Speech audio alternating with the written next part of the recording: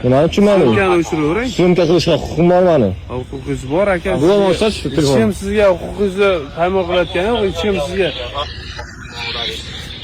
Bemalol gaplashaversak bo'ladimi? Mayli, chet el fuqarosi ekansiz, boshqa davlat fuqarosi ekansiz, mayli gaplashaversak. Umuman vaqtim yo'q. Vaqtim yo'q. Senga, unga, ularga vaqtim yo'q. Kattaroq kelsang gaplashib olaman. Uringni bilib harakatingni qilib ekan. Seriyozga aytib qo'ydim, senga kim ekanini. To'g'rimi? Yana tushuntirib berishing kerak senga. Mana shu kerak emas. Shunga o'xshaganlarga kuch ishlatsa bo'ladi. Shunga o'xshaganlarga qonun ustuvorligini ko'rsatib qo'ysa bo'ladi. Sigaret chakib basharaga puflab nangli o'zida ketib qolganlarni joyiga tushirib qo'ysa bo'ladi. Bemalol.